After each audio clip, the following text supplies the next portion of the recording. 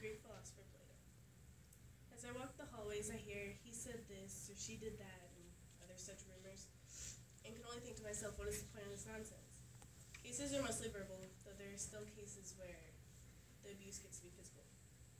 This school year I witnessed 2 attempts at trash canning, and I was able to speak up and stop both of them. The grateful looks I received from the victim's eyes left me with the greatest feeling of accomplishment, knowing that I made a difference to them. How can people be bullies? Because we've grown up for some under abusive households, for others peer pressure, and for many inflated egos. Let's take a closer look at the factors that contribute to bullying. Quoted from the National Center of Children Exposed to Violence, a comparison of delinquent and non-delinquent youth found that a history of family violence or abuse is the most significant difference between the two groups. In 2001, 5.5% of youth between the ages of 12 and 15 and 5.6% of youth between the ages of 16 and 19 reported being the victims of violent crimes during the year. Kids who are put down at home feel as though they have to come to school and bring others down. According to Jenny Cheever of Life 123, bullies often enjoy the feeling of power they get from victimizing others. This seems to be particularly true when the bully has himself been the victim of aggression or bullying, either at home or at school. Bullying someone else gives these people the power and control they do not have when they are the victims. Along with abuse from home, there's peer pressure at school. In high school, many of us are pressured to do things that we are aware are wrong. For example, one of the things we are pressured to do is make fun of those who don't look the image of popular. There's also the pressure you receive from your so-called friends who pressure you into excluding or gossiping about those who used to be in your so-called friends. Stated again by Jenny Cheever, bullies often abuse others as a way to earn the approval from their peers. Sadly, this often works. Bullies are frequently perceived by their peers as tough or cool. When aggression and cruelty are rewarded in this way, it only reinforces the bully's negative behaviors. Finally, people with large egos add a huge impact to bullying. In many cases of bullying, there is one person who thinks they're better than the other person. These people crack jokes to bring others down and think that they must bully others to keep their social status ringing high. Quoted by comedian and actress Tina Fey, you can tell how smart somebody is by what they laugh at. The peers of these bullies often are bullies as well. When I sit in my civics class and we watch the news, some of my fellow classmates, who are all friends may I add, laugh and crack jokes at the people who are being featured in segments, just because they talk a little different or don't look like they're popular. This is truly appalling because my classmates don't even know these people, nor do they care what they have to say. I know why they do it though, to get a laugh from their friends and build their self-esteem. The bullying is a growing epidemic. There are ways to help prevent it. Make those who come from abusive households feel welcome.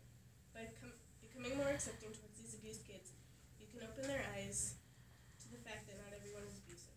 After all, they're only searching for a friend. If you see someone sitting alone at lunch, invite them to sit with you. Just because someone is different than you doesn't mean you have to treat them that way or outcast them. Some people may think that people are raised to be hard-headed, or if everything were to be offered up for them, they would become codependent on others to do everything for them.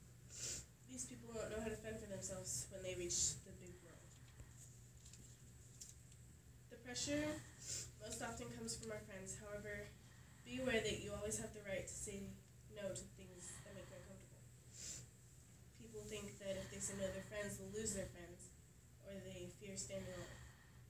Friends come and go, but people need to realize that if they're your friends and are pressuring you into doing things you know are things you wouldn't normally do, then they really aren't your friends. Remember that you're never really alone, and that your kind nature will bring in the right kind of people.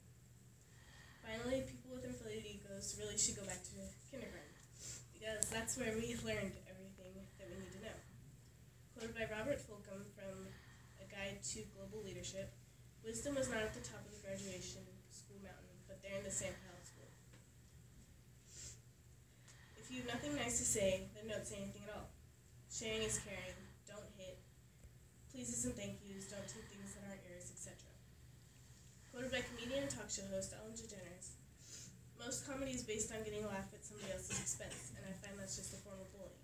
I want to be an example that you can be funny and kind and make people laugh without hurting someone else's feelings. In conclusion, we've learned where the bullies come from and the roots of the problem. Now it's up to all of us to make a change and become more kind to one another. When we join together, we're stronger than when we stand alone.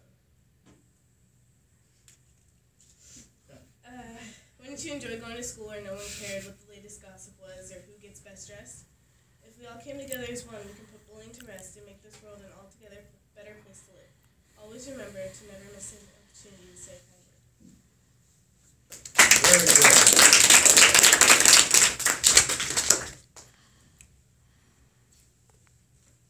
Go ahead, Maurice. It's a little question, but have you ever been bullied? Yeah.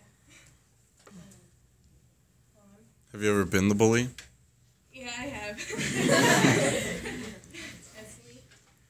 When you see those people in class who are laughing at someone else's other expense or something like that, how would you suggest dealing with them? Because I think there's a difference between being rude about it and kind of reciprocating the bullying and saying it. You know, how would you communicate to them without being a bully yourself? Well, I would just say, put yourself in their shoes. Like, if you were being interviewed for a segment on the news, you'd want people to hear what you have to say and be taken seriously about it. Because they are serious issues most of the time. Or for people who get achievements or something. And I think being interviewed on the news would be cool, so why should we